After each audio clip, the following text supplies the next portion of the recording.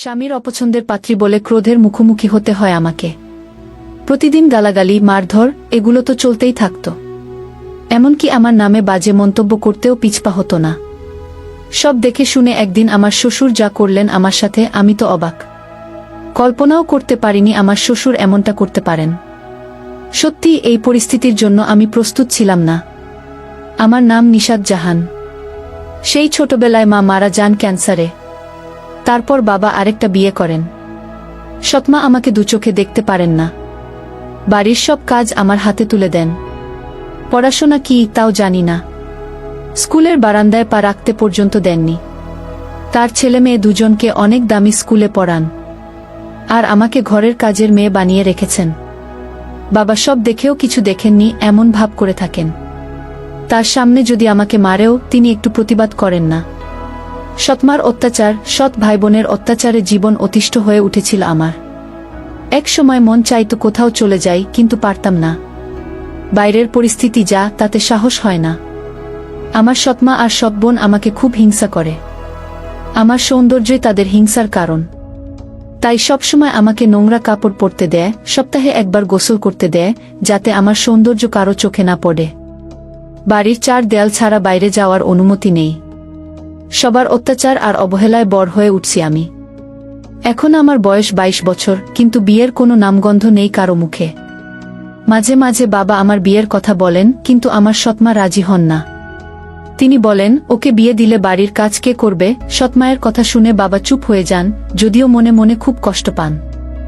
এদিকে আমার সৎ বোনের জন্মদিন উপলক্ষে বট করে পার্টির আয়োজন করা হলো। সবাইকে দাওয়াত দেওয়া হলো। বাবার বড় বোন খালাম্নি জোবায়দা খাতুনকেও দাওয়াত দেওয়া হলো। আমার সৎমা ওনাকে খুব ভয় পায়।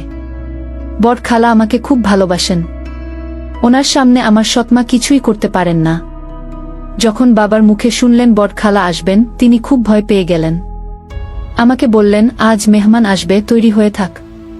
সেদিন বড় খালা একা আসেননি, সাথে খালু এবং উনার দেবর এসেছিলেন। দেবরের নাম মোশাররফ হোসেন। খালারা 3 ভাই। খালু সবার বড়। খালাকে দেখে আমি কাছে গিয়ে সালাম করি। খালা আমাকে জড়িয়ে ধরে বললেন, সালাম করতে হবে না, আমার বুকে আয়। কতদিন পরে দেখলাম তোকে, কেমন আছিস? আমি বললাম, ভালো, আপনি কেমন আছেন? খালা বললেন, ভালো। তারপর আমি বড় খালু এবং ছোট খালুকে সালাম করলাম। সবাই আমার মাথায় হাত রেখে দোয়া করলেন, সুখে থাকো মা, সুখে থাকো। বড় খালা সব জানেন আমার সৎমার ব্যাপারে।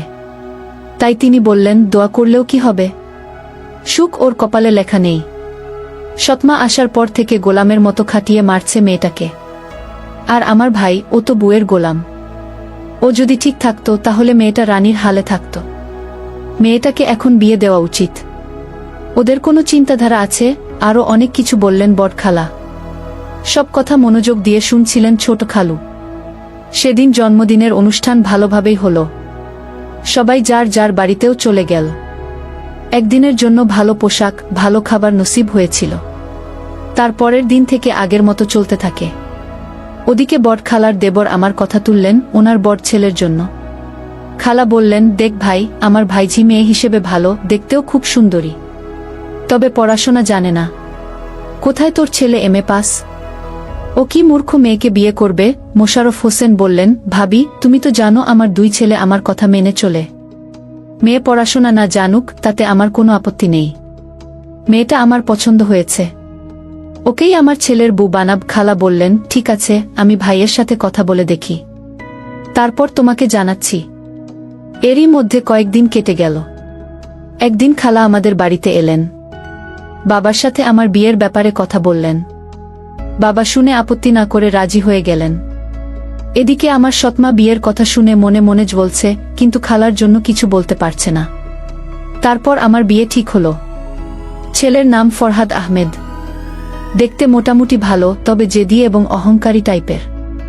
আমি পড়াশোনা জানি না বলে প্রথমে বিয়েতে অমত করেছিল, কিন্তু বাবার ভয়ে রাজি হয়ে গেল। এদিকে আমি মনে মনে খুব খুশি হলাম। অন্তত এখান থেকে গেলে একটু শান্তিতে থাকতে পারবো, এই আশা বুকে বেঁধে স্বপ্ন দেখতে থাকি। একসময় বিয়ের দিন চলে এলো। আজ আমার বিয়ে।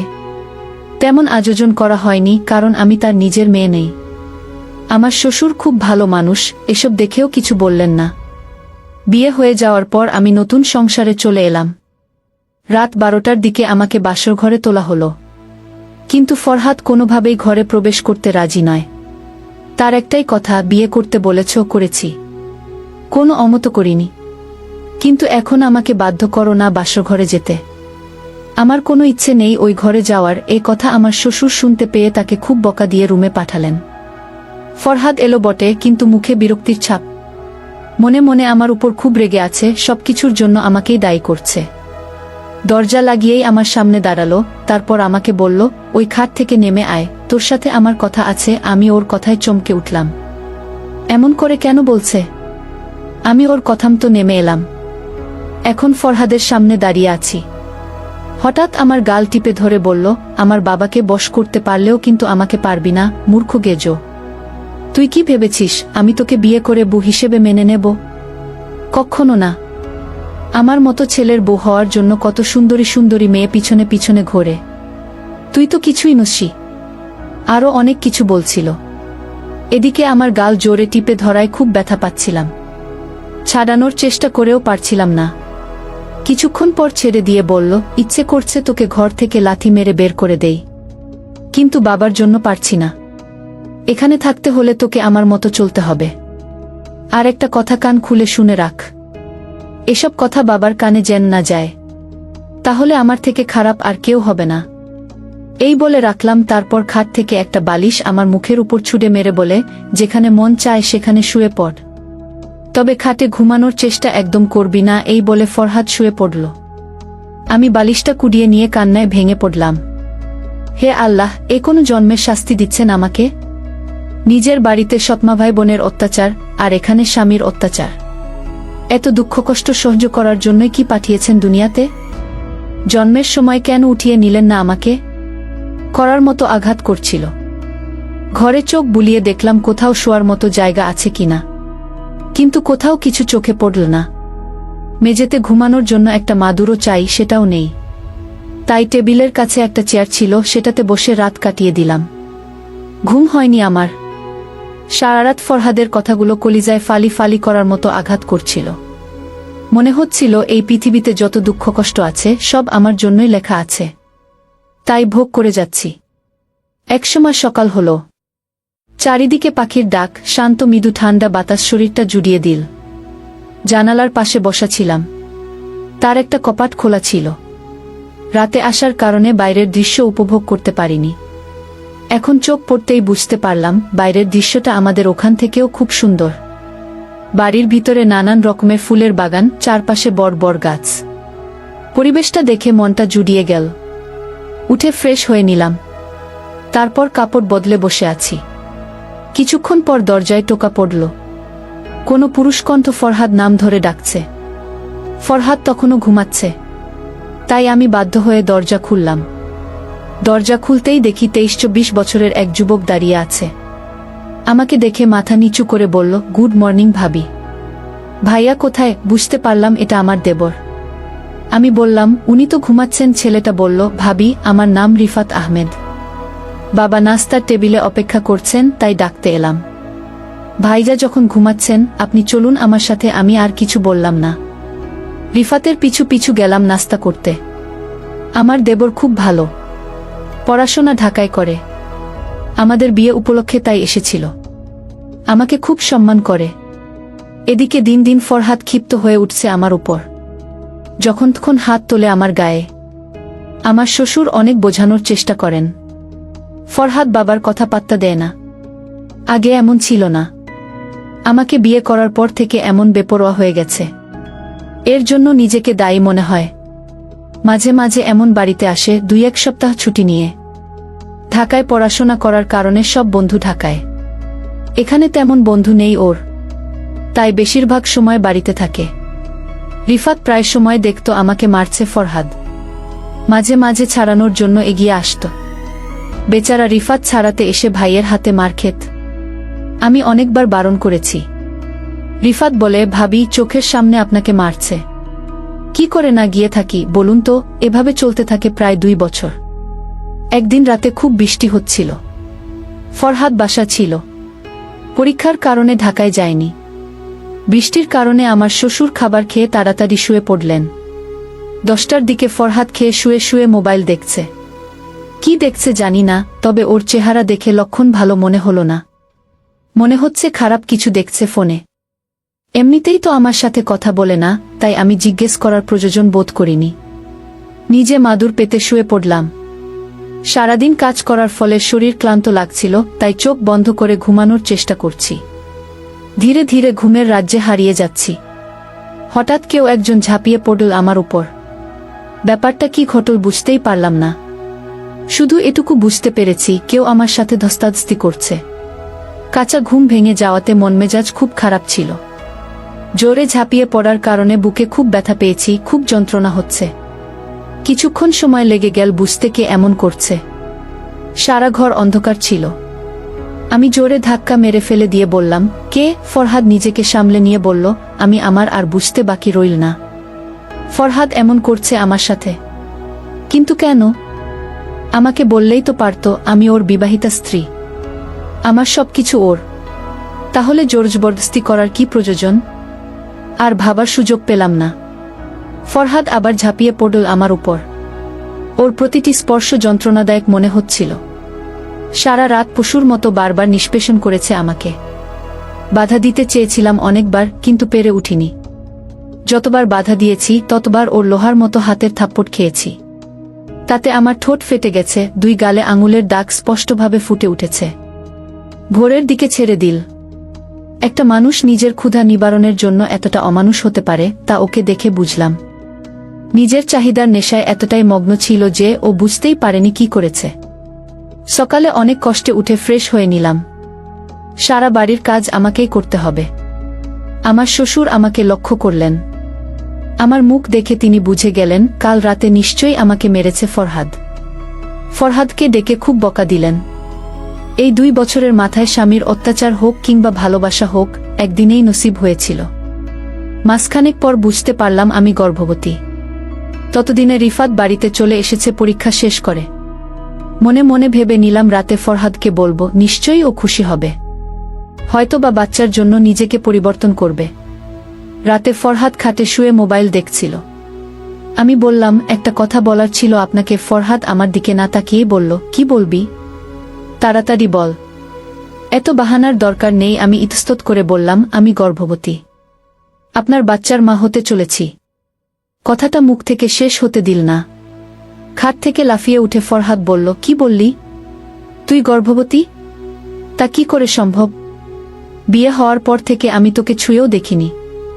হ্যাঁ, হয়তো একদিন আমি নিজেকে কন্ট্রোল করতে না পেরে তোর সাথে সঙ্গম করেছি। একদিনের মিলনে কেউ কি গর্ভবতী হয়? এবার আমার চুলের মুঠি ধরে বলল, সত্যি করে বল। কার বাচ্চা পেটে নিয়ে আমার বাচ্চা বলছিস?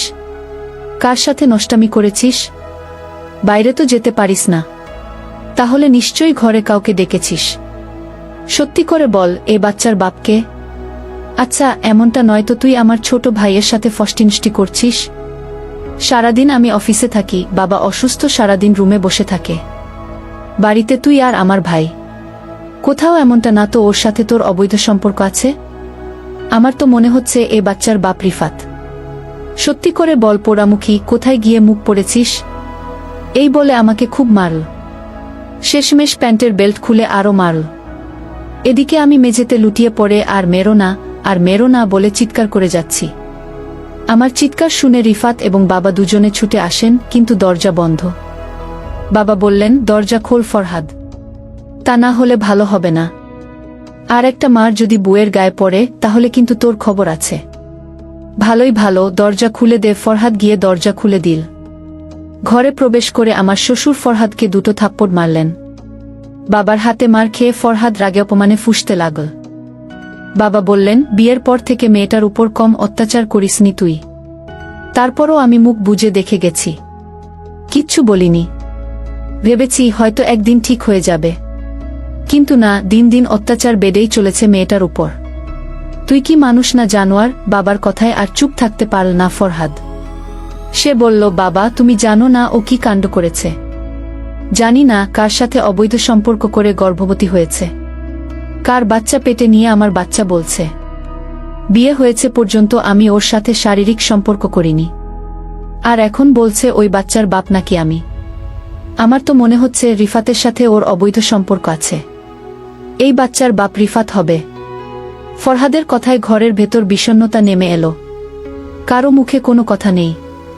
রিফাত লজ্জায় মাথা উঁচু করে দাঁড়াতে পারছে না। রিফাতের চোখ দিয়ে টপটপ করে অশ্রু গড়িয়ে পড়ছে। আর মনে মনে ভাবছে, ভাইজা এটা কি করে বলতে পারল? ভাবিকে আমি কখনোই খারাপ চোখে দেখিনি।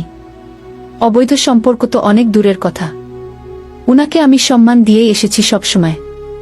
ভাইয়ার ব্যাপারে উনাকে অনেক বুঝিয়েছি।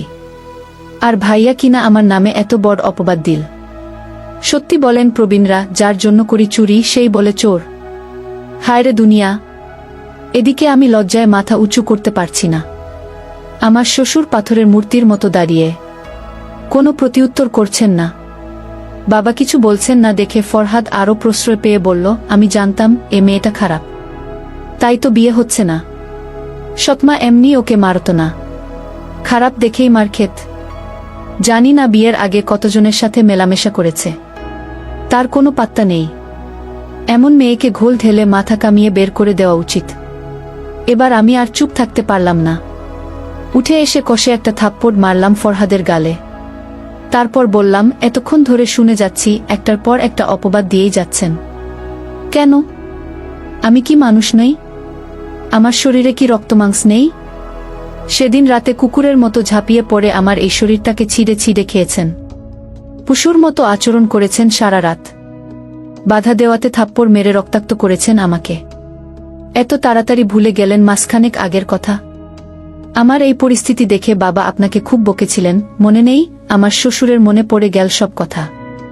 আমি আরও বললাম, আপনার লজ্জা করে না নিজের সন্তানকে অন্যের সন্তান বলে চালাতে? যে ভাইয়ের উপর দোষ চাপাচ্ছেন সে আপনার মতো পশু নয়। মানুষকে কিভাবে সম্মান দিতে হয় অন্তত সেটা জানে সে, যেটা আপনি জানেন না। এতদিন সব অত্যাচার মুখ বুজে সহ্য করেছি, কোনো প্রতিউত্তর করিনি। এখন আপনি আমার নিষ্পাপ বাচ্চাটাকেও ছাড়ছেন না। আমার কথা পুরোপুরি শেষ হলো না। তার আগেই আমার শ্বশুর বললেন, বৌমা চুপ হয়ে যাও। তারপর ফরহাদকে বললেন, তুই বল কি চাস? ফরহাদ বলল, ওর সাথে সংসার করতে পারব না, ওকে ডিভোর্স দিতে চাই। বাবা বললেন, ঠিক আছে তাই হোক। বাবা আর ফরহাদের কথা শুনে আমি মাথায় হাত দিয়ে বসে পড়লাম। কি বলছে এরা? আমাকে ডিভোর্স দিলে আমি যাব কোথায়? বাবার বাড়িতে যেতে পারব না। সৎমা আমাকে ঘরে জায়গা দেবে না। কিছুই বুঝতে পারছি না। বাবা রিফাতকে বললেন, তুই আমার সাথে আয়। এই বলে বাবা আর রিফাত আমার খালার বাড়ি গেলেন। সেখানে তাদের মধ্যে কি কথা হয়েছে আমি জানি না।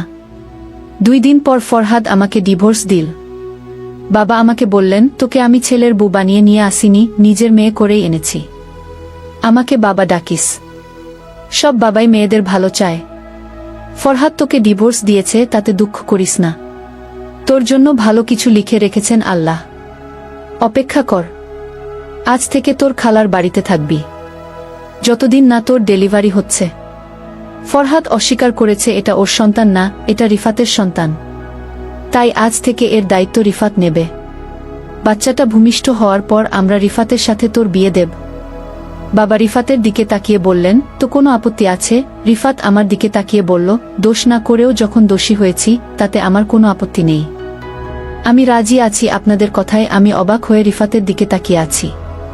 কি বলছে? সামনে ওর উজ্জ্বল ভবিষ্যৎ, আমার জন্য কেন নষ্ট করবে? আমি চুপ করে থাকতে পারলাম না। আমি বললাম, বাবা আপনি আমাকে যা বলবেন আমি তা শুনতে রাজি, কিন্তু এই বিয়ে মানতে রাজি নই। আমার জন্য রিফাতের ভবিষ্যৎ নষ্ট হয়ে যাক আমি চাই না। তাই বাবা আপনার কথা ফিরিয়ে নিন। আমার কথায় সবাই অবাক হলেও কিন্তু তাদের কথা নড়ল না। বাচ্চা ডেলিভারি হওয়ার পর রিফাতের সাথে আমার বিয়ে হবে। রিফাত বলল, আমি ওর সাথে একা কথা বলতে চাই। এই কথা শুনে সবাই উঠে চলে গেল। এখন শুধু রিফাত আর আমি বসে আছি একা ঘরে। রিফাত উঠে এসে আমার পাশে বসল। কিছুক্ষণ নীরবতা থেকে বলল, আমি জানি ভাইয়াকে তুমি অনেক ভালোবাসো, তাই আমাকে বিয়ে করতে চাইছ না। যে বাচ্চাটা ভাইয়ার সেটা এখন আমার বাচ্চা হয়ে গেছে, তাই আমি বাধ্য হয়েই তোমাকে বিয়ে করতে চাইছি না, বরং আমি সানন্দে তোমাকে বিয়ে করতে চাই। আমার কোনো আফসোস নেই। বরং গর্ব হচ্ছে যে তোমাকে একটা নতুন জীবন দিতে পারবো। সুখে শান্তিতে এক মুঠো ভাত তোমার মুখে তুলে দিতে পারবো। আর আমার বাচ্চা, আমরা দুজনে মিলে ওকে মানুষ করব। ওর কথা ভেবেও যদি হয় তাহলে বিয়েতে রাজি হয়ে যাও। রিফাতের কথা শুনে আমার চোখ দিয়ে জল পড়ছে। আমি বললাম, এটা কি করে সম্ভব? আমি তো পড়াশোনা জানি না, তুমি স্নাতকোত্তর সম্পন্ন করেছ, চাকরির জন্য আবেদন করেছ। ইনশাআল্লাহ ভালো চাকরি পেয়ে যাবে। আমার থেকেও ভালো মেয়ে পাবে তুমি। আমাকে বিয়ে করে তোমার জীবনটা নষ্ট করো না। রিফাত বলল, কে বলেছে আমি আমার জীবন নষ্ট করছি? আমি তো মনে করি তোমাকে পেলে আমি স্বর্গ হাতে পাব। তোমার মতো খাঁটি মনের মানুষ এই পৃথিবীতে আছে কিনা জানি না। জানি না ভাইয়ার কেন চোখে পড়ল না তুমি। আমি স্বেচ্ছায় এবং ইচ্ছায় তোমাকে বিয়ে করছি। তারপর রিফাত আমার হাতটা ধরে বলল, এই তোমার হাত ধরে ধরেছি, কখনো ছাড়ব না। কথা দিলাম। তারপর আমার চোখের পানি মুছে দিল। দেখতে দেখতে ডেলিভারির সময় চলে এলো। আমার ফুটফুটে একটা ছেলে হলো। সবাই খুশি। ফরহাদ তখনও নিজের বাচ্চা বলে পরিচয় দিতে চায় না। তাই আমার শ্বশুর রিফাতের সাথে আমার বিয়ে দিলেন। এতদিনে রিফাতের চাকরিও হয়ে গেছে, ভালো মাইনের বেতন। বিয়ের পর সে চাকরিতে যোগ দেয়। তাই আমাদের বাসর হয়নি। আমি বাচ্চা হওয়ার কারণে অসুস্থ ছিলাম। প্রায় 2 মাস পর ছুটি নিয়ে রিফাত বাড়িতে আসল। আজ আমাদের বাসর রাত, কিন্তু ঘর সাজানোর জন্য কেউ নেই। রিফাত নিজেই পুরো ঘর সাজাল। আজ আমি নিজে সেজেছি রিফাতের জন্য।